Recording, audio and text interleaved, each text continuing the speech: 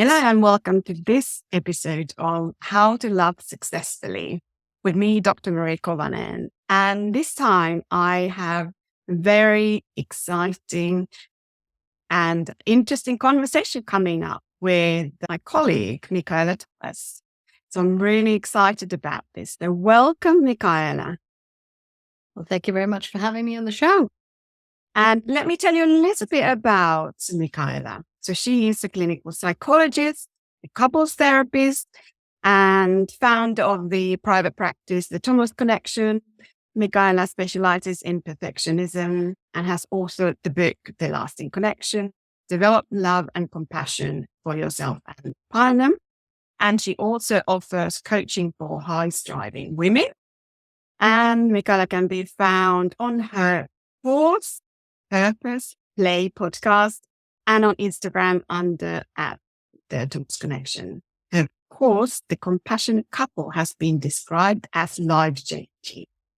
Amazing to have this conversation. And we, of course, have a bit of a history together because we've done last year I interviewed for my summit and we've kind of known each other in the online psychology space for a while. So this is amazing just to connect with you really again and have these conversations because we share so many similar interests. And so really looking forward to talking about love, relationships and perfectionism today.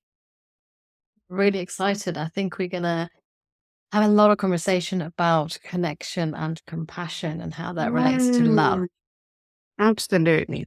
So if we start really to get to know you a little bit and how you got interest in specializing in relationships, and it always is interesting to know how did you meet your husband and how did all of that happen for you? Because our audience really consists of a lot of women who are trying to find that significant person in their life. And it's always interesting to hear really how someone else has done that and met their person. It's tricky really because when you're newly seeing someone, how are you going to know that that is the person? And obviously I don't believe that there is only one person for us. I think that there are many connections we can have in our lives, but this connection that I made with this person who then became to be my husband was special. I think that it's who we meet as for a reason or a season is also shaped by what we've met before we met the person. So when we came together, when I met this person who became my husband, I had been in the UK for a couple of years. I moved to the UK from Sweden to be with someone who it didn't work out with. We'd done long distance for a long time. And sometimes when you have long distance, then moving in together, then that sort of shows up some of the vulnerabilities or difficulties that there were in the relationship that weren't visible at long distance. So it came to naturally, it didn't work out. But 4 months after that sort of finally ended, I met this person. So I was quite fresh out of that long-term relationship. I was thinking a lot about what do I want? What do I need? What do I want life to look like? And one big reason for moving away from the relationship I'd come to the UK for was that I pictured myself as being potentially alone in a relationship. This person was working very long hours. And I thought, if I have a child in this kind of setting, I would be raising that child on my own. And I wasn't prepared to be alone in a relationship with another person. So it wasn't the right thing for me in my values. Connection is a big key value for me, as you can hear from my brand. My company name is the Thomas Connection, and my book is The Lasting Connection. Connection really matters to me. And then I met this person. We were introduced, a friend of a friend, and we just had this instant connection. He listened, he validated me. I was sort of given all the emotional connection, all the emotional attention that I hadn't been given. And I just felt that this was clicking on so many levels. We were having deep conversations. I felt like I could be vulnerable. I felt like it could be real. I could talk about things that shaped me rather than just having to have this like positive vibes only feeling. I could talk about everything, life and like light and dark in equal measure. And that is something that's very important to me as a psychologist. Obviously, you and I both know that we sit with lots of light and dark in life when we are psychologists. And I needed someone who could hold space for that, who could understand and respect that mattered to me. So I have early memories of us just sitting in moments where we lost track of time. We were just talking and connecting, and I could feel like I could be myself. And for someone who specializes in perfectionism and knowing the research around connection, that when we are authentic, when we are vulnerable, showing our softer sides to ourselves, the things we may be worried about other people seeing, that then deepens connection. So you go out on a limb, you take a risk, you show a part of you that you're not sure that the other person is necessarily going to resonate with. And then when they do, that feeds connection. So already for anyone listening thinking, but how do I dare to be real about who I am? And you're starting to meet someone and like you really want to make sure that you're kind of pleasing them or they're liking you, and you give this image of who, of you are really presentable. The more you focus on playing a game of holding up a facade and an imagery that isn't you, the further away you move from connection. It's not going to last. Absolutely. That is so amazing. And I really love that you described it, that it's not the kind of like many people feel that it's all, or think that it's the kind of Hollywood connection where you're just so like attracted to this person where you just want to rip the pants off and so on. And yes, it might be an element of that too, but it is that exactly that you are in that space with the other person and you are connecting not just on the attraction level, but on a much deeper, much more sensitive level where you are sharing life experiences. And this actually is very similar to how I felt with my husband when I met him. We had, I think, like a 9-hour date, and when we were talking, and it was just like time just kind of passes and you are having these conversations and it just feels like, oh my God, it just feels easy and natural. And there's no need to worry because the other person feels like they're on the same page with you. Absolutely. It's that bandwidth, kind of noticing that you're resonating. And often that is very linked to values as well, that we are parts of me meeting parts of them. They're showing up in kind of in a way that feels valuable. That, if I am someone who prides myself in being kind, generous, attentive, caring, whatever it might be, and I'm meeting someone who is similar, then we think, actually, they're really kind and caring and they're listening to me. And that matters to me. Whereas if I was, say, my main values were to be adventurous, to be thrill seeking, to be, living life to its fullest, then maybe I would have had a very different date. Or maybe I would have gone with someone who was much more adventurous and we were, exploring the world together. Again, it would have been a very different connection. But it's not about what's right or wrong. It's not about whose values is right or wrong. It's actually feeling that you have enough of an overlap with them and their values that you feel the overlap is enough to carry any of the discrepancies. So there's enough things to bind us together. That means I have plenty of patience and tolerance for the things where we are different. You don't need to be compatible on all points. You need to have compassion as a way to overbridge the ways you are incompatible. So that's really important to acknowledge that we're not looking for someone who you are exactly the same as. It's not like always being completely alike in your values, your interests, your likes and dislikes, because then you'd be dating yourself. And I personally would not want to be dating myself. I wouldn't be married to myself. No. The fact that you can also bring similarities and differences, you can bring differences to the table, and that can give you a sense of richness, can complement your strengths. But we need compassion for when your weaknesses clash, when you are different and when you are different interests and different dislikes. So that's one of the things I felt were really key in the beginning of this connection with this person. I felt that there was an understanding and a patience around the ways where we were different. We are not the same kind of person. We are into very different things, but we had an underlying, genuine mutual respect for each other. And that mutual respect, kindness, friendship, all those things are, I think, the building blocks in a lasting connection. Yeah. And were you interested in kind of sort of relationships prior to that, or has that grown since you met your husband and kind of like building your own relationship? Or how has that sort of your focus on relationship, how has that grown?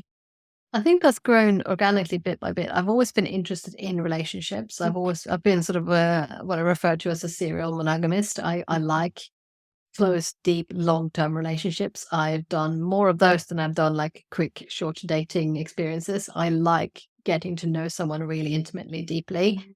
But it was when we were planning our wedding, I was paying attention to and noticing a lot of the pressures around wedding planning. That's when I really thought I need to write a book about this, because kind of the, pardon the pun, but marrying together my interest around perfectionism with the interest around couples relationships, and then you kind of seeing the whole narrative around it, the perfect wedding narrative, which is all the pressures on this one day, when beyond the perfect wedding day lies a good enough marriage. That's how I usually say it. So all that pressure on that one day to be perfect, but then you wake up to to the same person you were with beforehand. In modern day society, most of us already have been together with a partner and known them intimately for a long time. It's different to how it was a long time ago. Now we're more likely to already be cohabiting. We're more likely to have already been physically intimate with each other. We're more likely to share things together. We may have even bought property together. There's a lot of ties and connections made now that where we think, actually, that one day, that one very expensive party day, when I was planning that, I got drawn into these pressures as well. I noticed the stress in myself. I witnessed how much pressure there was to do everything perfectly. It got to the point where Perfect Wedding magazine featured my wedding because I made so much by myself. Yeah. And I'm like, what have I done to myself? But we were trying to bootstrap it. So I was making lots of things myself because it was cheaper. But then that made it all look like a vintage kind of thrifty bride. But it made me really reflect on some of the research around this. And it still took a few more years before the book came to fruition. So I got married in 2014 and the book came out in 2021. So that was 7 years before it actually came out. But I thought about it a lot. I went and got some specialist couples training in 2014. And it has really, really helped me navigate the throes of marriage and to have these skills myself. And it really made me reflect on the pressures to be perfect. I don't know if you're aware of a piece of research around the total spend on your wedding, the total spend on your wedding rock, the diamond, the size of the diamond.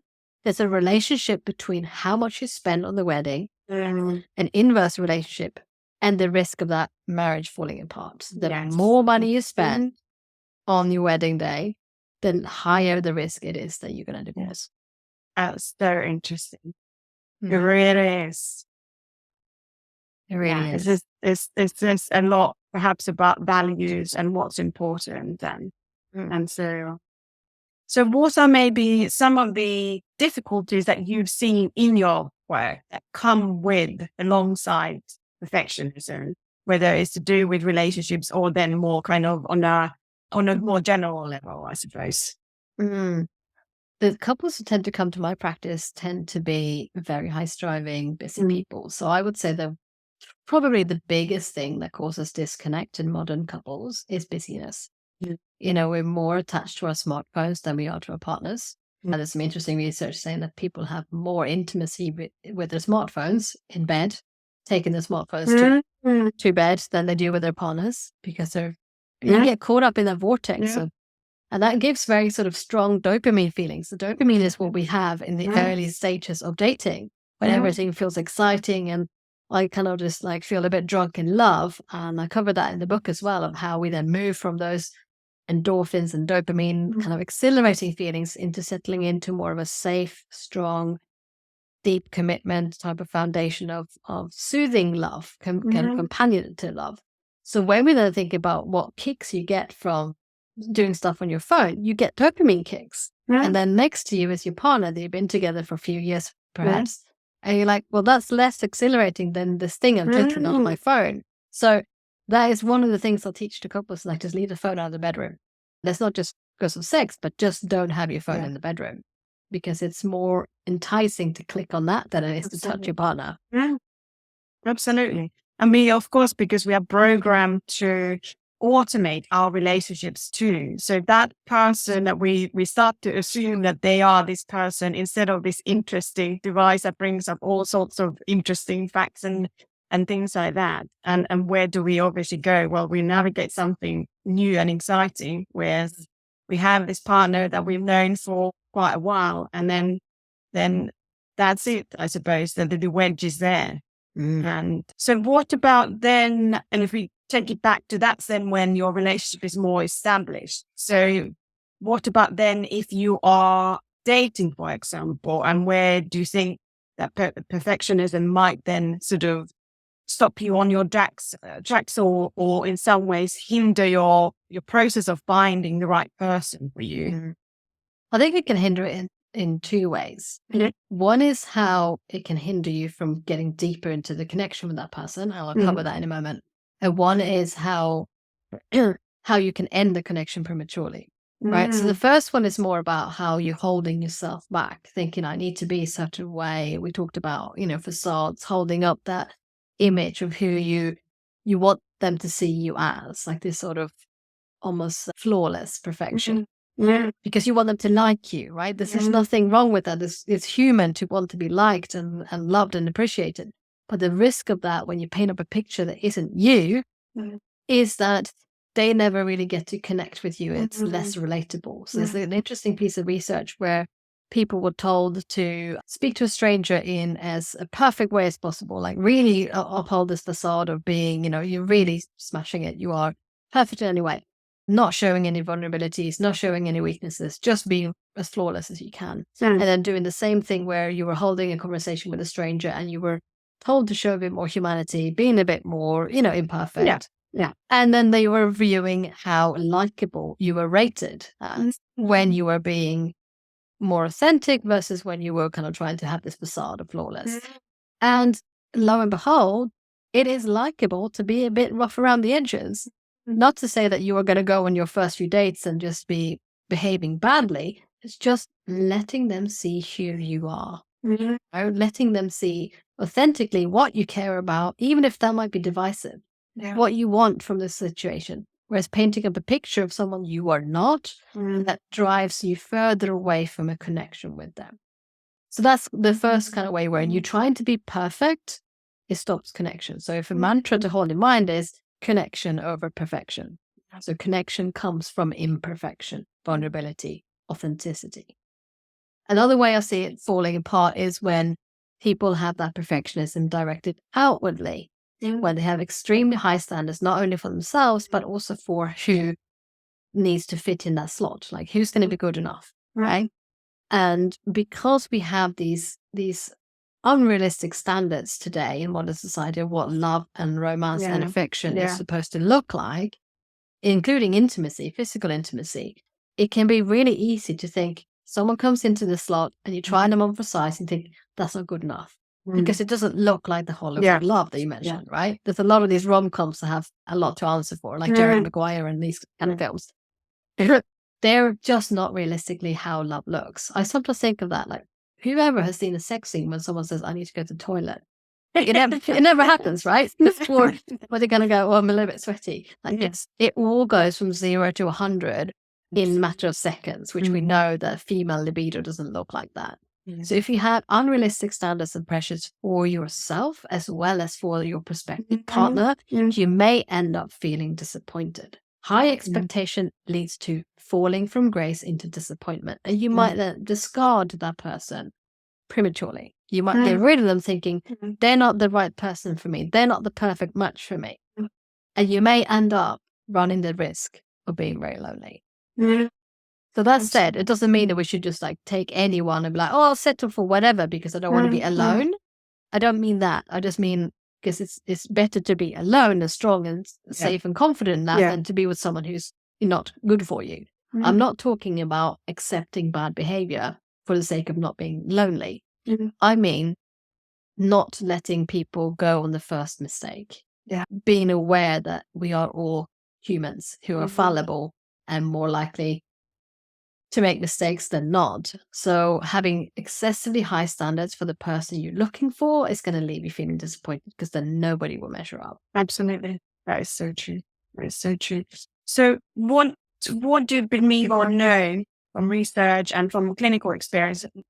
Why do some of us develop this, are striving for perfectionism, and what are the sort of internal dialogues that people have or women have? Mm. I guess it's really worth noting that it's nothing when we're striving for excellence, but striving for perfection is the problematic bit. So striving for excellence might mean that you encourage yourself to do well, you have maybe ambitious goals, you have things you want to achieve career-wise, or you pride yourself in being a particular kind of person, and you want to hold yourself up to that standard. That's fine, because that's, we can still be an excellent standard in some areas. If you also tolerate that there will be some areas you just maybe even rubbish at. Like I have things that I'm really not good at, and I have things that I excel at. We all have that because we are human beings, so we will have strengths and weaknesses. Striving for perfection means you're going for something that's unattainable. And then the inner dialogue that can then come online is that when you don't reach that unattainable goal you've set for yourself, you will feel like a failure. You will trigger failure stories. They will trigger thoughts like, I'm not good enough, I failed, I should be ashamed of myself. And it can trigger fear around being judged and criticized by others, perhaps because you have had experience growing up, perhaps in your formative years, where you were criticized and judged by others. So perfectionism may have been something you developed as a kind of suit of armor, a shield, something to protect you from rejection and humiliation. So perfectionism can be something that we use as a safety-seeking measure. I can then feel like I can avoid any criticism, any judgment, any failure if I constantly strive to do everything just right. And that can be both in love, at work, anything, right? The way you clean your house. So perfectionism can be all pervasive in all domains of your life, or it can show up in just the one or two. So it might be that you are really, really worried about not being good enough and perfect in intimate relationships, but your house is a tip and you don't care, right? So it can affect different areas. But these unrealistic standards will lead to an inner sort of critical self-talk that you will have. It's almost like an inner critical voice that tells you that you're not good enough. It can attack everything from your body image to how you are in bed to how you're performing at work. And it can be like an ongoing narrative, static on the radio, just like chattering away at you, saying mean things. And that is something that I see in a lot of high-striving, ambitious women, that a sense of not enoughness that has still pervasive impact on who they are when they're looking for a romantic partner as well. And that, it sounds so exhausting, really exhausting, trying to be to that level, which is just out of reach in some ways, or just there somewhere. And how that then, if you are so focused on being that perfect person, how do you even have the time or space for someone else? Because that, like you said, that, keeping up the appearances takes so much of your energy. And actually, when we connect with someone, the more grounded we are, the more our nervous system is regulated and everything, the more we can connect with someone else. But if we are in that mode of trying to reach something, whatever it is, and that totally, it so makes sense how that stops the connection from someone else. And maybe if you're wondering now, if someone's wondering, why is it that I haven't found that right person? Because, I do the exercise, the diet there, I'm all of this. Then maybe it's about asking, well, okay, is that serving you? Or maybe, you need to do something about it. And what could someone then do? What do you do if you find yourself realizing that you are striving for perfection all the time, and it is taking your energy, and maybe it's even stopping you from dating because you don't have time for it, or you tell yourself that you don't have time for it? Well, there's a lot of questions involved in that one. I think it's what do you do about perfectionism? What do you do about perfectionism stopping you from love? And I guess the answer to that, the antidote to perfectionism, is compassion in my book. So this is what I wrote in my actual book about how you develop love and compassion for yourself and your partner. But it's equally valid even if you're not in a relationship. maybe there are patterns that your brain is replicating, because the brain likes familiarity. It would look for things that feel like it's similar to what you've experienced before. So if you have a sense of not enoughness, if you have a sense of I'm a failure, or I'm not good enough, or you have pressures on yourself, or you feel moments of shame, then you're more likely to also seek out relationships that replicate those feelings. So if through no fault of your own, you've grown up in a household, or you've witnessed relationships between your parents perhaps that weren't healthy and weren't happy, unfortunately, you are more likely to seek out those kind of experiences. Not because you're, looking to self-flagellate or anything. It's just that the brain wants to find patterns that match what you've already experienced before. So taking a moment, perhaps in coaching or therapy, to think about how these patterns have shown up. If you have, serial patterns of former relationships where you have been with people who maybe didn't treat you well enough, and you have this not enough story or failure story, that is worth addressing that in therapy or coaching, so that you can prepare yourself for your next relationship, knowing that when you are more compassionate with yourself, you're able to stand up for yourself. You have the courage to set a boundary, to say no to things you don't want. You have the courage to show parts of you, even the parts you're not proud of, because that is what also forms connection, is showing those vulnerabilities. And when you develop kindness and compassion for yourself, you're more able to also dare to receive compassion flowing in, kindness and compassion from someone else, which was a big part of my journey. I had to really work hard on that when I met my husband to be. Receiving all the kindness that he had to give for me, I wasn't quite used to it. So we then have to look out for those patterns, so we don't run the risk of throwing away a relationship where someone is kind and caring towards you because you're not used to it. This is something that happens a lot, where we can look at the classic bad boy narrative. Like, why would you be so enticed by this bad boy who treats you badly when you've got another guy in front of you and you put him in the friend zone? Right? This is something like a lot of women do. I'm just not into him. I'm not romantically interested. No, because it's that danger, the darkness, the bad bits feel more enticing, but they're never going to give you lasting connections. Think about, what do you want? Are you after a short-lived connection? Well, then go for the bad boy. He's probably going to hurt you, right? So if you want a lasting connection, we have to think about actually what you said about the nervous system and regulating ourselves. We need to feel safe enough to play. Connection means we feel safe and calm and connected. So that means that our soothing system, our parasympathetic nervous system, is activated, where we feel sense of calm and connection, sense of rest and digest. All of that gives us a sense of feeling close, gives us a sense of oxytocin, or the cuddle hormone, or love hormone. All of that means that we're then able to be close and calmly connected with someone, so we can step into the more exciting, exhilarating systems of our brain as well, our drive systems, which gives you dopamine kicks, that gives you joy, vitality, excitement, exhilaration, all of these kind of higher emotions. They're fleeting and don't last very long, but they come because you feel safe enough to play with this person. When you are entering a relationship driven by fear, like you said, I'm doing all the diets, doing all the exercise, like trying to self-flagellate yourself into shape so someone will pick you, then you are entering into connections with people based on threat. If I don't look good enough, they will reject me. If I don't lose 5 pounds, maybe no one will pick me up.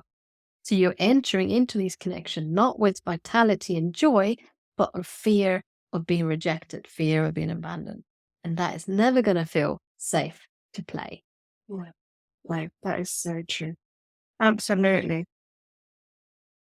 What's there to do? So it's really, I guess, there's challenging your own narratives, and then I suppose, how do you let in the early stages the other person, when you are tentatively kind of starting to build something, where just how do you let your guard down a little bit if you've always been the one who has always got guarded? So how do you then start to allow, for you, I suppose, like what you said about allowing, this kindness and caring to come in? So how do you how can you do it? How can you learn? How can you train yourself, I suppose, in some ways?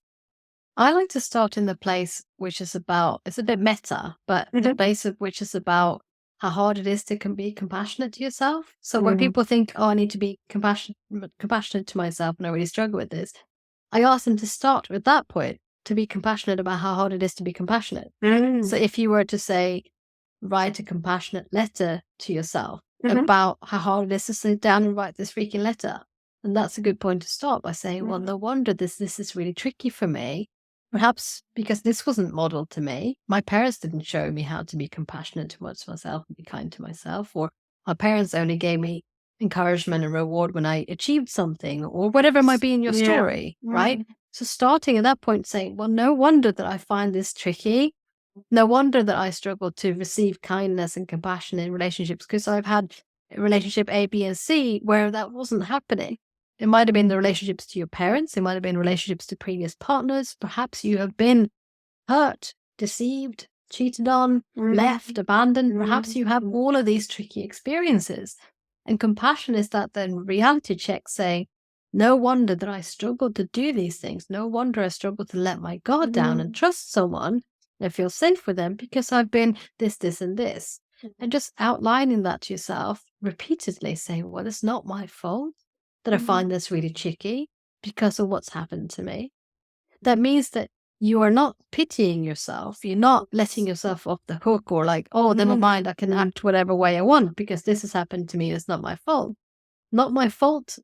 A way of saying that to yourself is not passive surrendering. It's not being permissive with yourself. It's a strong accountability. And it's saying with kindness, saying, this happened to me. So understandably, I will struggle to be vulnerable in this new relationship, because when I was vulnerable last time, he or she laughed at me. I felt ridiculed and humiliated. So no wonder that I will struggle to let my guard down again. And you can do exactly that then. You can label that and name that to your prospective new partner by saying, actually, this is really hard for me. I would like to share something with you, but when I did last time, my ex-partner laughed at me. So I'm really anxious about sharing this with you, but I would like to let you in. Hey, you just listen, right? You don't have to say anything. You don't have to fix it. It's a part of me that I would like you to know about. And that's where we're almost like preempting and setting the scene for how we need that kindness and compassion to flow back in. And that's, to me, is communication. That sort of saying, this is what my need is in this moment. This is what I need you to do, because that leaves them not having to guess, and it leaves them more able to sit with the emotion that you bring them, rather than jumping into fixing mode, which so many, especially male partners, wants to do.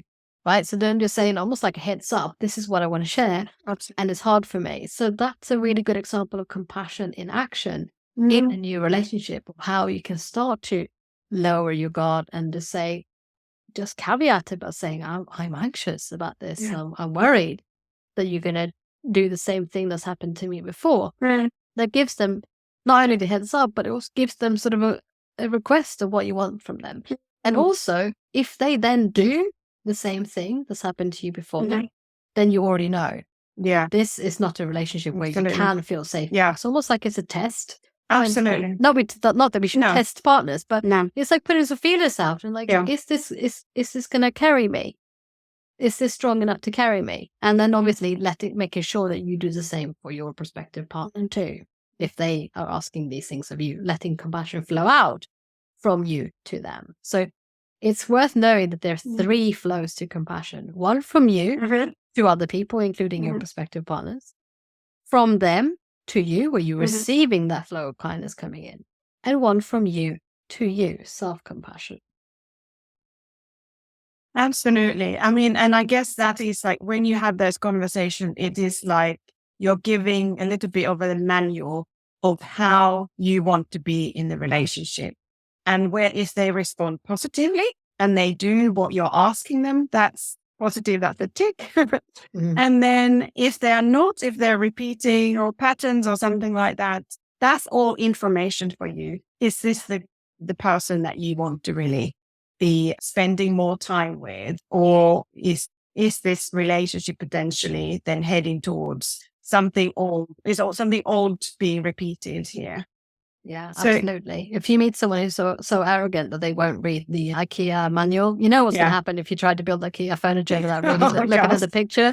And I guess that's a good sort of, like you said, it's not test, it's information is really good word. It gives you key information. Will they take the time, effort, the investment into hearing what is your manual, what buttons do they push in what order? If they have no interest in that, that to me is a real red flag that's not going to be a lasting connection. Absolutely.